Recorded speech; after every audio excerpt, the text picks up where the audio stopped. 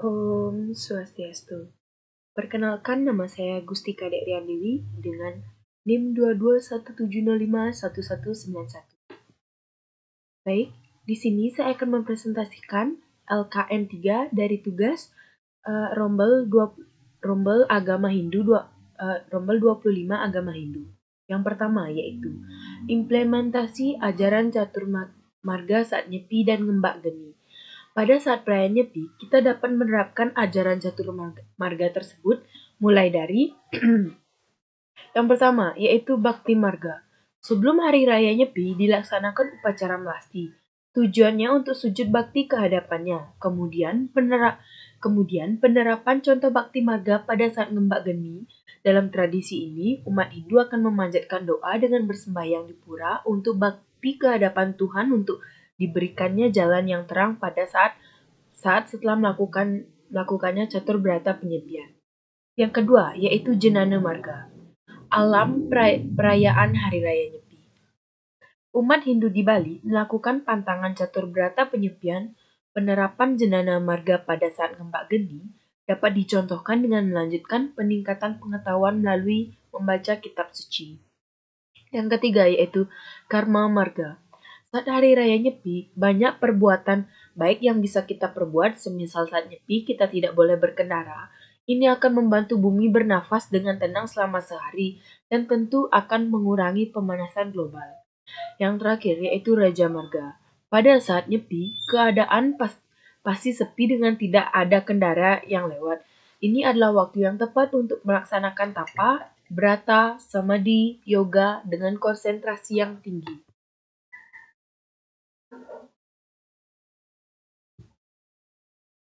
Yang kedua yaitu contoh konkret seloka dalam Bhagavad Gita. Yang disebut roh utama adalah Tuhan itu sendiri. Contoh sarana persembahyangan kita yang sederhana seperti canang sari. Antara daerah satu dengan lainnya memiliki bentuk yang berbeda-beda. Baik itu dari segi ukurannya, ada yang segitiga, ada yang bulat, ada yang segi empat, kemudian ada yang berisi reringgitan. Ada yang polos, dari sini dapat kita lihat bahwa perbedaan ini terjadi karena adanya seni dan keindahan yang menyelimuti umat dalam mengekspresikan bentuk sarana persembahannya kepada ide Sang Hyang Widiwasa.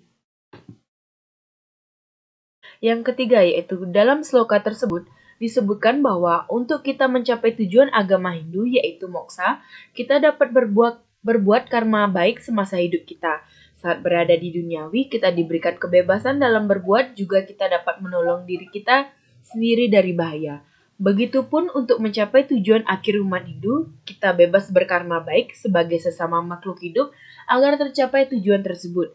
Jika ingin terbebas dari hukum karma dan menyatu dengan Tuhan, kita perlu berkarma baik dan melakukan yatnya sembah bakti kehadapan ide Sang Hyang Widiwasa.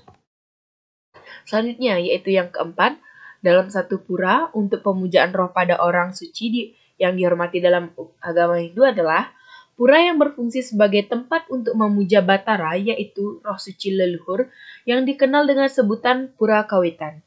Pura ini sering pula disebut Pedarmaan yang merupakan bentuk perkembangan yang lebih luas dari kembulan yang ada di rumah umat Hindu. Dengan demikian, Pura Kawitan adalah tempat pemujaan roh leluhur yang telah suci dari umat beragama Hindu. Dan sedangkan kembulan yaitu sanggah yang berada di rumah masing-masing umat Hindu untuk memuja leluhur, meminta keselamatan untuk menjaga rumahnya. Selanjutnya, yang kelima yaitu pura di Bali disebutkan tempat pemujaan dewa-dewi Hindu beserta inkarnasi keduniawi atau awatara, seperti misalnya Rama dan Krishna. Umat Hindu dalam melaksanakan sembah bakti kehadapan ide Sang Hyang Widiwasa secara tulus dan ikhlas yang dilaksanakan di pura-pura tentu saja tujuannya adalah untuk meminta keselamatan, kesehatan, dan sebagainya. Inkarnasi ide Sang Hyang Widiwasa ke duniawi seperti Rama dan Krishna adalah sebagai petunjuk bahwa Tuhan itu ada, Tuhan itu bersemayam dalam diri manusia itu sendiri. Dalam agama Hindu ada namanya Saguna Brahman, yaitu ide Sang Hyang Widiwasa. Ide Sang Hyang Widiwasa dihadirkan dalam berbagai manifestasi atau prabawa yang lazim, disebut Istadewata. Istadewata ini merupakan perwujudan ide Sang Hyang Widiwasa dalam berbagai wujudnya seperti Rama dan Krishna. Yang terakhir, yaitu alasan dari tempat suci Hindu dikelilingi oleh alam yang asri seperti misalnya laut, pantai, gua, hutan adalah karena di sana ada ketenangan dan kesunyian. Untuk menyembah ide Sang Yang Widiwasa, kita perlu memfokuskan diri. Untuk memfokuskan diri, kita memerlukan tempat yang jauh dari keramaian. Namun adanya pura di dalam hutan, gua, tidak lepas dari kehendak Tuhan itu sendiri. Tuhan mengkaruniai kekuatan agar bisa membangun bangunan pura yang berada di dalam hutan, dikelilingi gunung, laut, itu tidak lepas dari kekuatannya memberikan umatnya kekuatan agar bisa membangun pura tersebut. Baik, itu saja yang bisa saya sampaikan. Jika ada salah kata, saya mohon maaf. Sekian dan terima kasih. Om Santi Santi Santi Om.